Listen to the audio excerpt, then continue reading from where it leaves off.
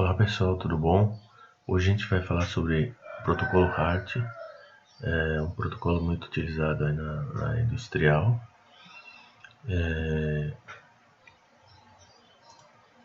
O protocolo HART não é novo, tá? Ele foi desenvolvido aí na década de 80 e a explicação da palavra HART seria Highway Addressable Remote Transducer. Então seria um transdutor, né?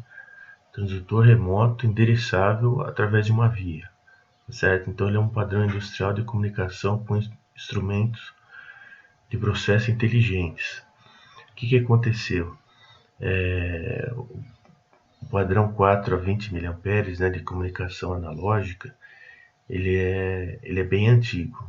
Só que com o tempo, os próprios instrumentos industriais, eles ficaram microprocessados, né? Eles desenvolveram processadores para configuração, para ajuste, calibração, para as mais variadas funções, e necessitou de uma via de comunicação. Mas como o padrão 4 a 20 mA de comunicação analógica era bem antigo, então eles fizeram uma comunicação digital simultânea sobre um sinal analógico de 4 a 20 mA. Tá certo? Então, hoje quem define os padrões aí do protocolo HART, esse Fieldcom Group.org, é uma organização aí específica que trata aí da padronização do protocolo HART, tá certo? Então os fabricantes, usuários, todos, quando eles precisam de acesso às informações, eles consultam esse órgão aí, tá ok? Então, como a gente já havia dito, há muitos anos o padrão de informação de instrumentos de campo, né, tem sido os sinais de corrente a 4 a 20 mA. Então eles medem pressão, temperatura, mais variáveis grandezas físicas no processo. Só que com o tempo, né, a disseminação dos instrumentos que a gente chama microprocessados, né, levou a necessidade de ajuste, né, de parametrizações e a disponibilidade de outras informações dos próprios instrumentos, né.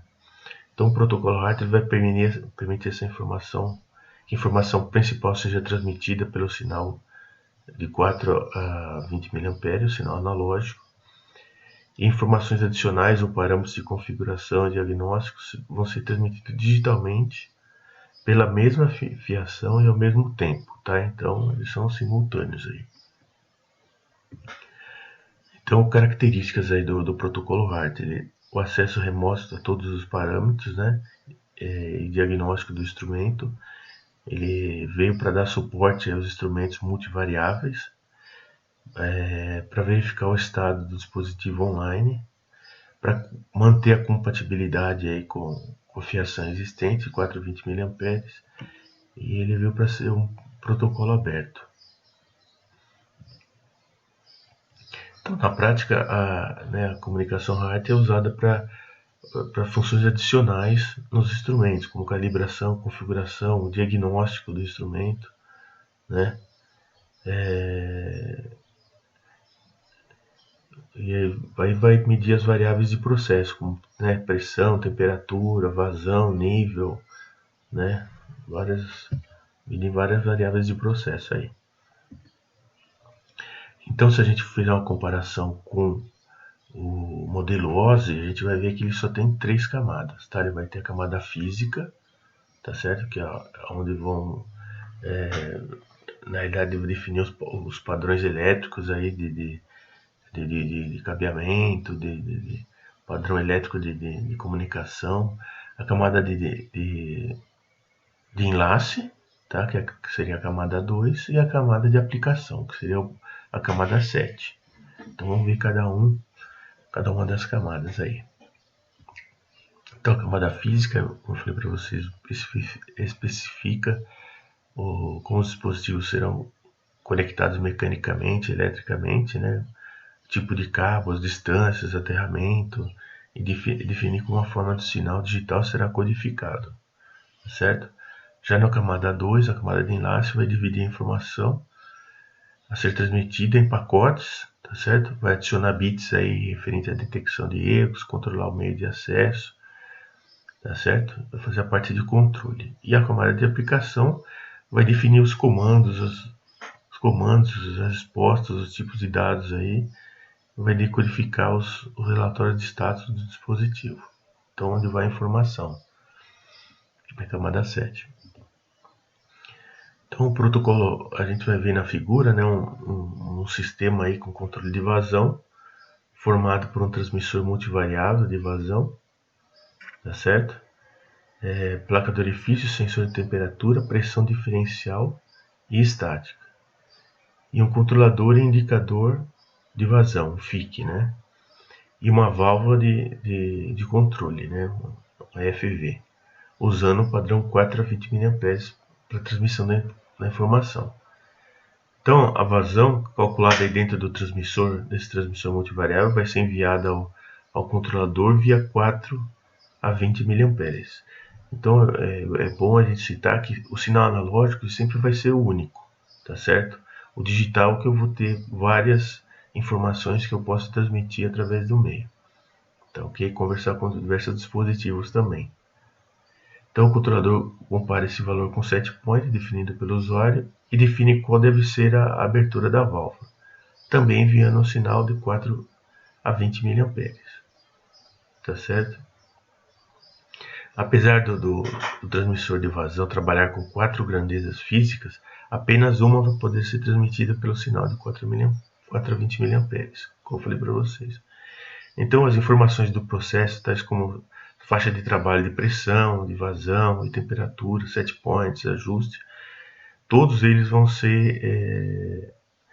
devem ser parametrizados diretamente aí no visor local, né, do transmissor e controlador, resultando em mais tempo de preparação para a entrada em funcionamento do sistema.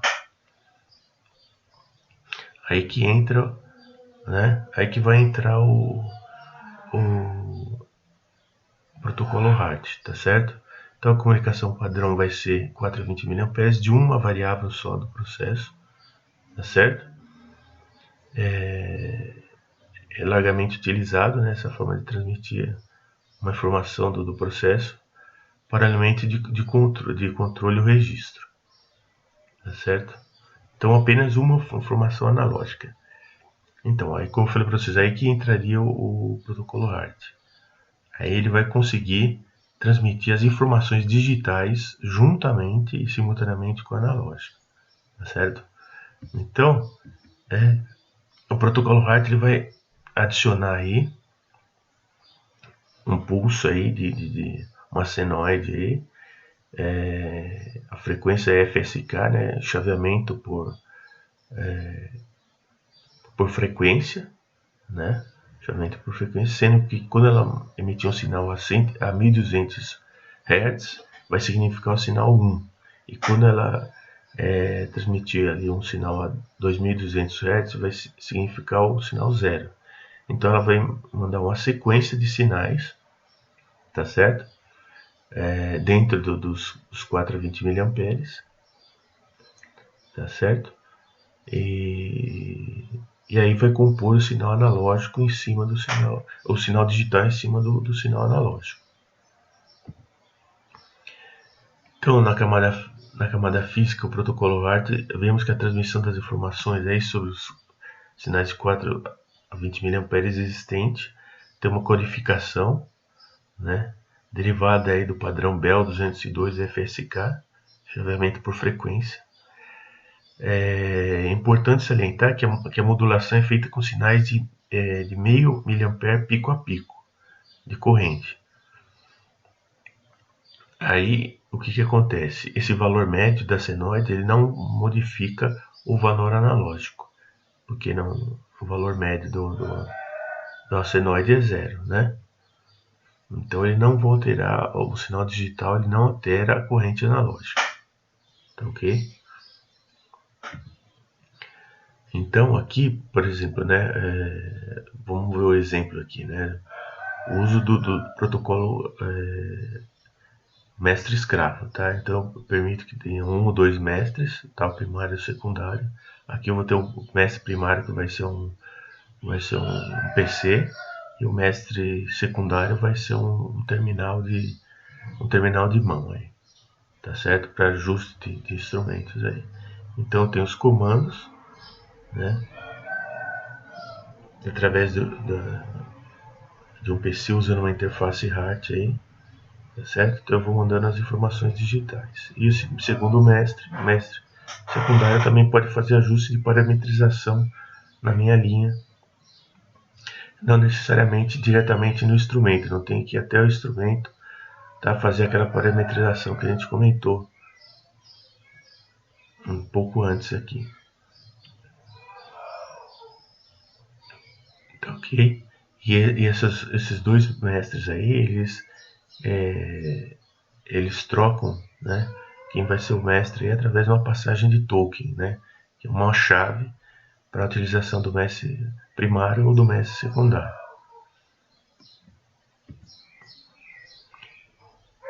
Então a figura está mostrando a aplicação típica, né, do protocolo em uma rede ponto a ponto, onde o PC obtém aí informações da válvula de controle, tá certo?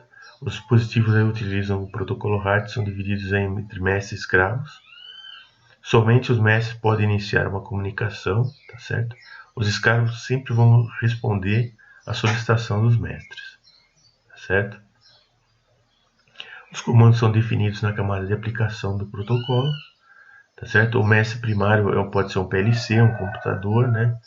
Com essa interface serial HART, e pode ser comparado ao modem, tá certo?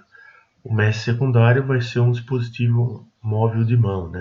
Chamado de handheld, tá certo? O mestre possui os circuitos que provocam as variações de corrente na linha, né? Modulador. E os escravos possuem circuitos que transformam essas variações de corrente, né, em tensão e decodificam o sinal recebido, né, como demodulador, tá certo? Durante uma resposta, os papéis são invertidos, né? Então o escravo manda, a partir de uma pergunta do mestre, manda uma resposta para o mestre.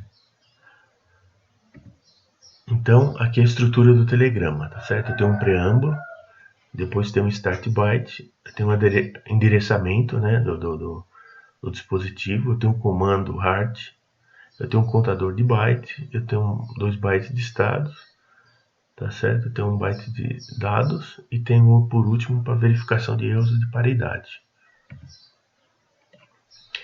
Então, os comandos e respostas enviados pela rede são divididos em pacotes, tá?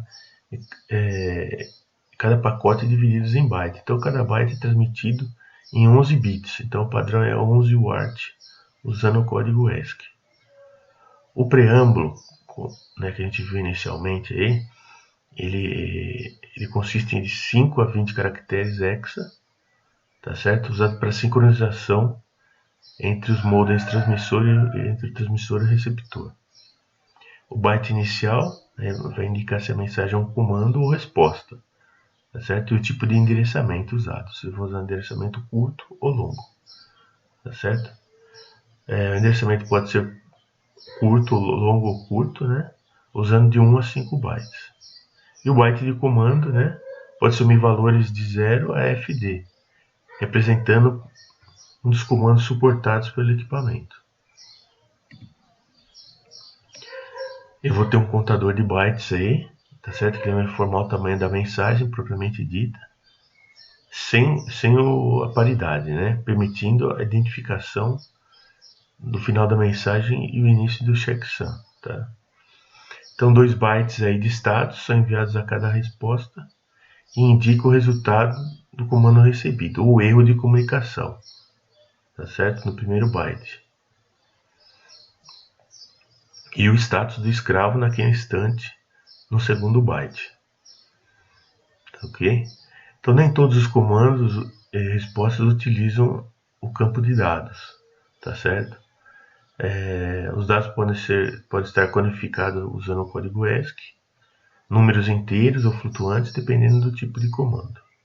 O byte de checksum, né, é o do byte paridade, né, ele vai fazer a operação lógica XOR aí para verificar se todos os bytes, a mensagem tem integridade, tá certo? A partir do start bit.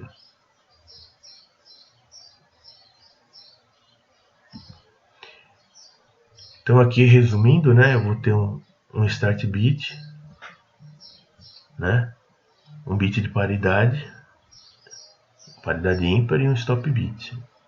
Como endereçamento longo eu vou ter 40 bits aí, tá certo? E como endereçamento curto eu vou ter 8 bits, tá certo?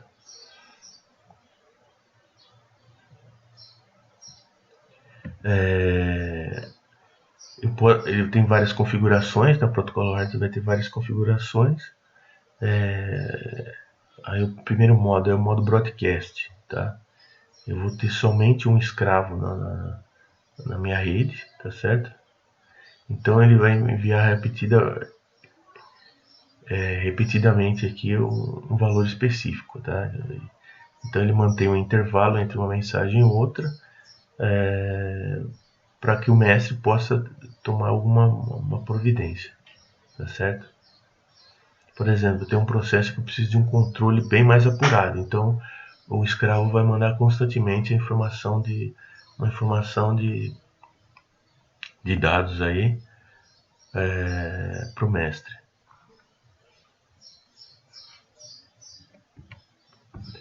Então eu posso ter também aí as limitações, né? A corrente fixa em 4 mA, tá certo? Eu posso ter até 15 dispositivos aí, tá certo? Com tags diferentes, tag seria a numeração do dispositivo, tá? Comprimento até 3.000 metros, né, do cabeamento, né, num par de fios. E o tempo de varredura por dispositivo seria meio segundo.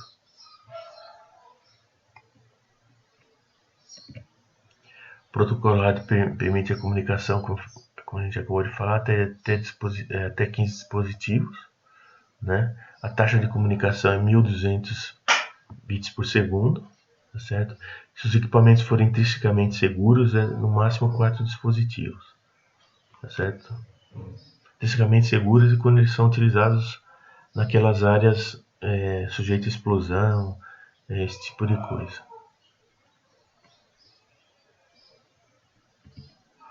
Então aqui tem a estrutura dos comandos, tá? Eu vou ter dois tipos de comandos aí, tá certo?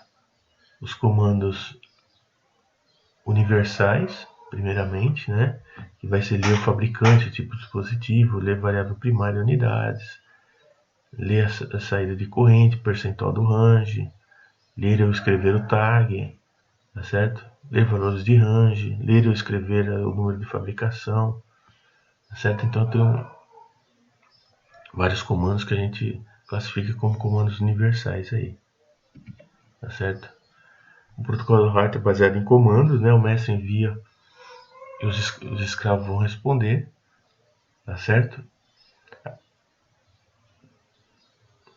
Então, a camada de aplicação divide os comandos em três classes, né? Eles vão ser universais e os comuns, tá certo?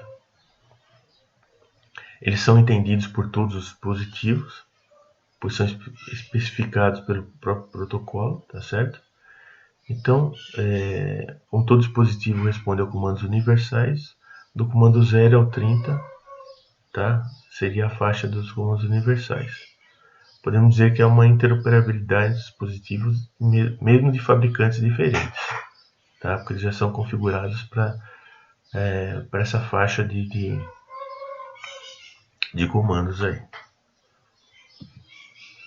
Então, os comandos comuns, né? Eles ficam na faixa de 32 a 126, tá? Numeração 32 a 126. E eles são, por exemplo, para leitura, né? Ler a seleção de até quatro variáveis, escrever o tempo de amortecimento, calibrar o zero e o span, ajustar a saída fixa de corrente, realizar um autoteste, tá certo? descrever a função de transferência, no caso, a programação da variável que vai ser calculada, né? Escrever o número de série do sensor e por aí vai. Vai ter comandos específicos, tá? Então, vai ter a terceira parte são os comandos específicos, tá certo? Que seria iniciar, parar ou zerar um contador, tá certo? Escrever o fator de densidade, né? Escrever a variável de processo, tá certo? Ler ou escrever informações aí dos materiais de instalação, calibrar os sensores, habilitar o PID, né? Escrever o set point. Então é um conjunto específico, é separado em três partes, né? Nesse último caso, os comandos específicos eles vão do 128 ao 253, tá certo? Então a única forma de tratar esses comandos é obter a documentação específica junto ao fabricante, uma vez, né, que não tenha a padronização. Então a gente vai, ele tem a faixa, né, a padronização dentro da faixa, só de comandos, tá certo? Então eu vou ter que procurar uma verificação do fabricante, né, cada funcionalidade que o fabricante tem para mandar um comando específico para aquele instrumento lá. Então, né, falando sobre o protocolo, no mercado há transmissores compatíveis com o protocolo HART que incorporam um controlador PID. Tá? Aí entraria mais a parte de controle de processo. Aí. Com isso é possível montar malhas de controle somente com um transmissor e válvula de controle. Tá certo? Com um PC e uma interface serial HART, a gente podemos via protocolo HART mudar esses parâmetros dessa malha de controle, né? Se o set points ganha, na verdade a gente faria um controle remoto, né? Desse instrumento, desse controlador PID, todos os parâmetros, em vez de programar no instrumento, eu programaria remotamente. Como a configuração do dispositivo pode ser acessada do mesmo local, né? Estação de supervisão, o tempo de pré-operação e manutenção aí passa a ser bastante reduzido. Eu posso armazenar todas essas variáveis num BC, num CLP e mandar um conjunto já de instruções para reconfigurar o instrumento remoto. Então aqui tem um exemplo, né? Eu vou ter 3 malhas de controles aí independentes, né? Então eu vou ter o sistema a sala de controle, o sistema de supervisão, tá certo? E ele mandando parâmetros aí para seus respectivos controladores aí.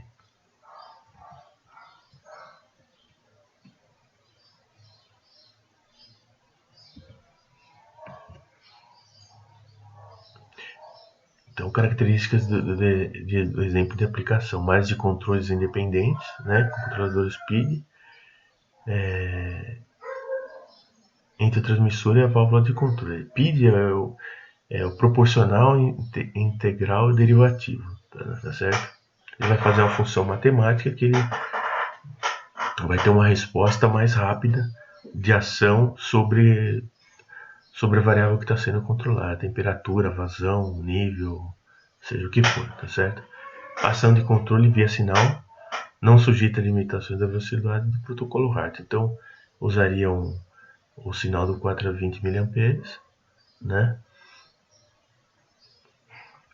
Para transmitir né, a variável que eu estaria controlando, tá certo? Então, com o protocolo HART, o operador tem acesso às variáveis do processo e pode executar os set points e até desabilitar os controladores aí. Tem facilidade de pré-operação, tá? Tem essa limitação a 15 dispositivos, né? Tem baixa velocidade, a gente viu, né, que a velocidade é 1200 bps e meio segundo de leitura de cada instrumento. Então, acesso aos dados é uma velocidade baixa.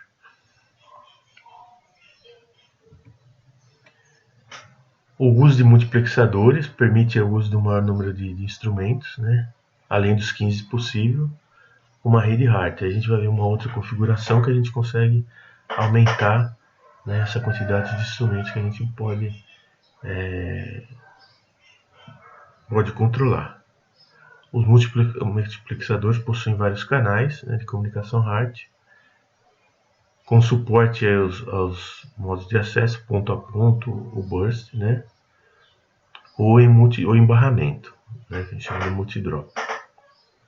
A comunicação entre o multiplexador e o sistema de supervisão, por exemplo, no sistema SCADA que ele estiver utilizando, é utilizada a comunicação serial 232, 485 ou até mesmo a internet. Então, no sistema de supervisão tem acesso a todos os dados disponíveis, né, e a gente pode efetuar todos os comandos disponíveis aí. É uma solução aplicável a instalações novas, pois elimina possíveis CLPs e o uso de entrada, né, e saídas analógicas existentes em 4 a 20 mA. Então aqui eu tenho uma aplicação utilizando um multiplexador, tá certo? Então eu tenho naquele formato barramento que a gente já tinha visto. Então eu pego uma saída do multiplexador e posso colocar o barramento que a gente já viu e posso colocar informações pontuais aí, né? Instrumentos pontuais aí. Então eu vou ter uma rede ponto a ponto e barramento ao mesmo jeito, através do mesmo controlador aí, tá certo? Então com isso eu consigo aumentar aí a minha capacidade de instrumentos aí, tá? Simux monitora os instrumentos e informa os dados ao host e repassa esses comandos aí, tá certo?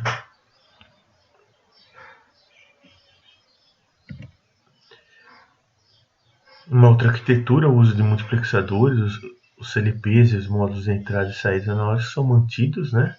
E o multiplexador ele vai ligado em paralelo. Uma arquitetura típica da instalação de sistemas de diagnósticos aí, né?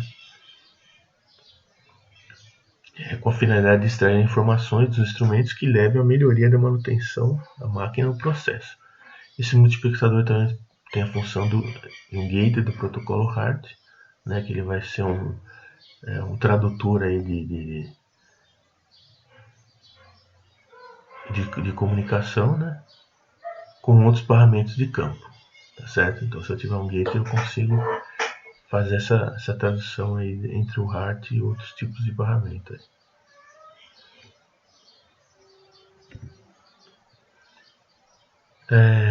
Aqui eu tenho uma configuração de multiplexadores em paralelo, tá certo? Possibilita o acesso a diagnósticos e estado dos instrumentos, tá certo? A configuração e as variáveis de processo não usadas no 4 a 20 mA. Então aqui eu tenho, na verdade, uma configuração, né, usando multiplexadores em paralelo, tá? Tem os dois instrumentos aqui. Aqui você tem os instrumentos hard aqui. Com o multiplexador eu consigo, nessa configuração em paralelo, aumentar a capacidade aí da minha rede. Basicamente é isso, tá ok? Eu coloquei alguns vídeos extras aqui que vocês podem assistir, que são bem interessantes aí para complementar as informações aí, tá ok?